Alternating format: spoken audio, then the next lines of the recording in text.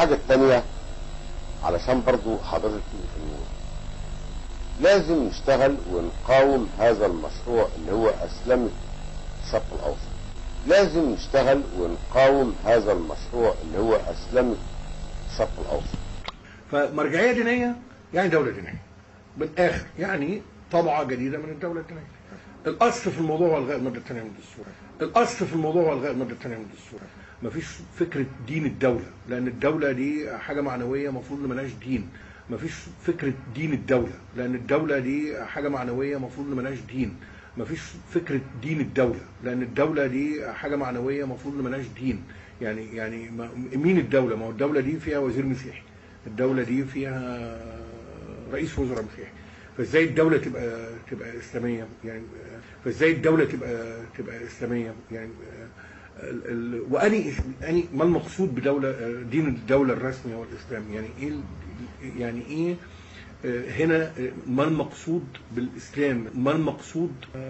مفروض لو احنا بصدد بناء دولة مدنية حديثة، لو احنا بصدد فصل الدين عن السياسة، لو احنا بصدد ده، لابد ان احنا نلغي المادة الثانية من الدستور، لابد ان احنا نلغي المادة الثانية من الدستور، لابد ان احنا نلغي المادة الثانية من الدستور، لابد ان احنا نلغي المادة الثانية من الدستور. هل ده ممكن بقى من الناحية العملية ولا لا؟ على ضوء توازن القوى الحالي، على ضوء مستوى الثقافة السائد، على ضوء الاستبداد اللي ادى الى غياب السياسه والسياسيين عن الحياه السياسيه، وبالتالي سيطره التيار الاسلامي على الشارع.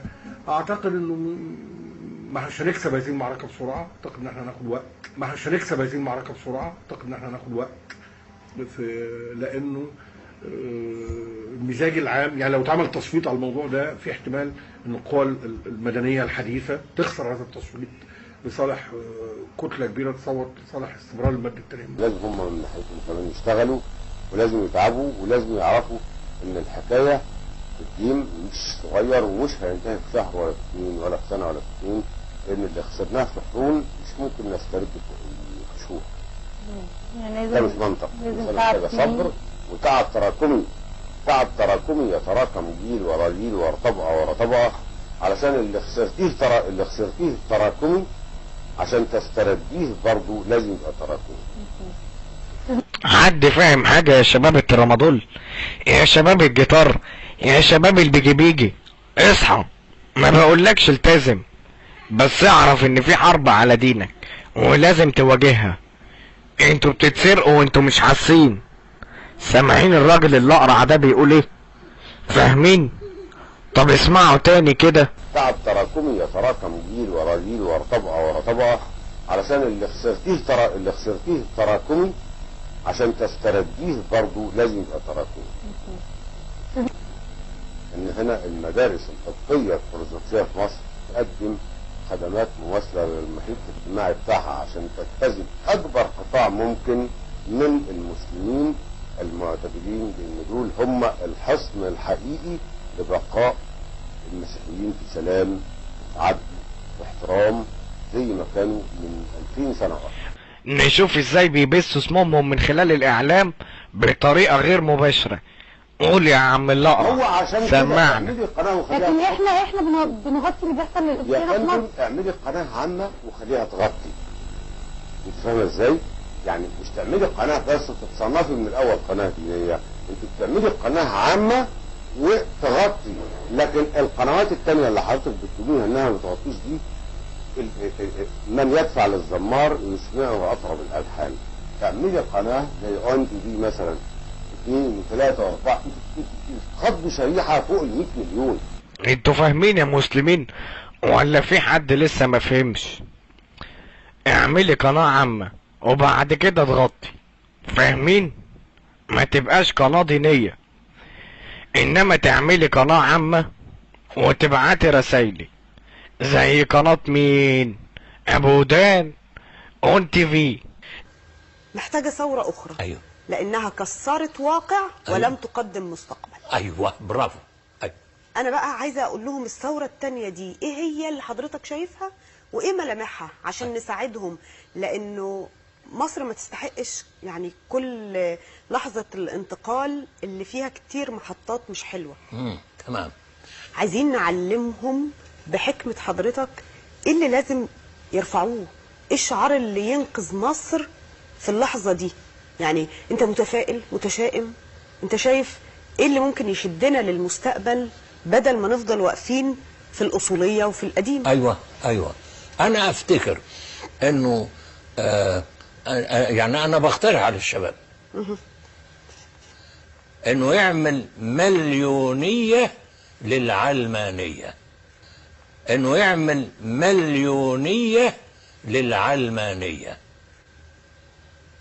ويضعوا رؤيه مستقبليه لمستقبل مصر، ان تكون دوله علمانيه لمستقبل مصر، ان تكون دوله علمانيه. تعملي قناه زي اون تي في مثلا 2 و3 و4 خضوا شريحه فوق ال 100 مليون. قل الرجاء التوقف عن اثاره هذا الموضوع، لاننا بذلك نضر المسيره التي نسير فيها. والماده الثانيه ستزال لكنها مساله وقت. شوفي هقول لحضرتك، اكبر ضرر للروح الوطنيه المصريه الموجوده حاليا والتلاحم الوطني اللي موجود هو اثاره الماده الثانيه من جانب الاعضاء. يعني حينما دخلنا في حديث مع المستشار هشام بسطويسي قال انا اؤمن بانه لابد من اثبات الماده الثانيه ولن اقبل بهاتكم في المعاكسه في هذه المساله، لكن دعونا نتعامل معها بشكل موضوعي ونرفع سقف المطالب نقول ازالتها الان.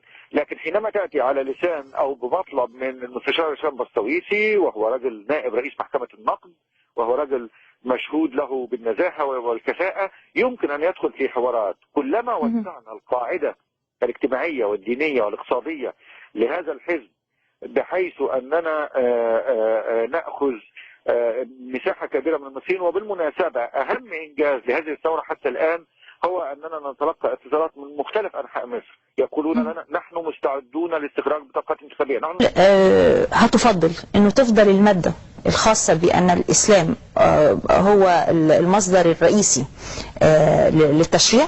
يعني ليه بتأسسين هل من الافضل مجهض قرموس الدولي يحييكم يكون هذا محظور ان اقول ان الدوله ليس لها دين؟ يعني هناك كذلك في الدستور الدوله دينها الاسلام.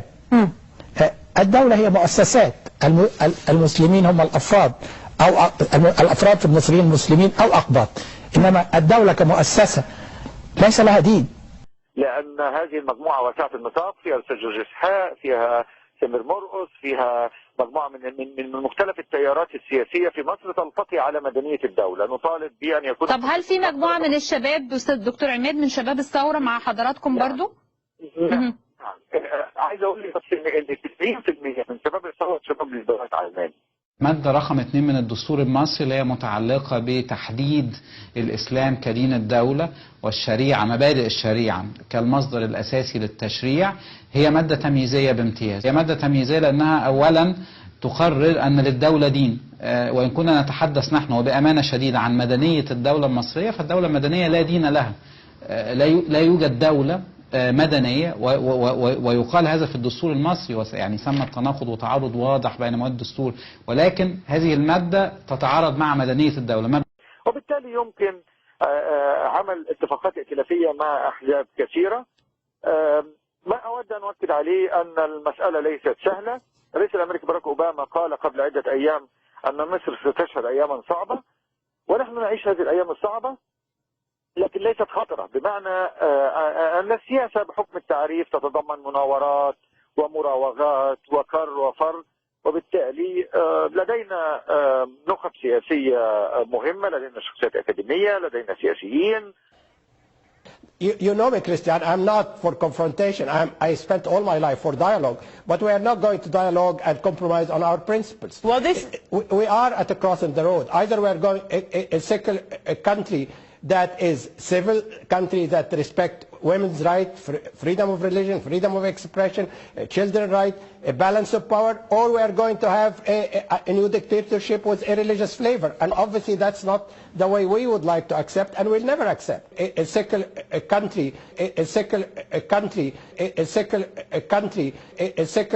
country, ما حدش بيقول عايزين دولة علمانية. ونحن نازلين في الانتخابات دي باسم الكتلة المصرية، وده تجمع لأكبر حزبين علمانيين ليبراليين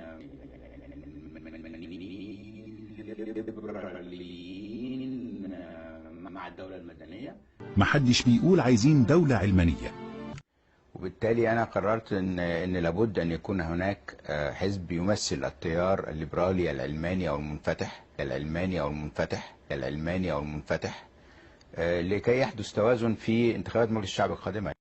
من حقك تطمن طول ما كلنا متفقين على بقاء المادة الثانية ومتفقين ان مبادئ الشريعة الإسلامية هي المصدر الرئيسي للتشريع. من حقك تطمن. الاصل في الموضوع هو الغاء الماده الثانيه من الدستور، فازاي الدوله تبقى اسلاميه يعني، فازاي الدوله تبقى اسلاميه يعني.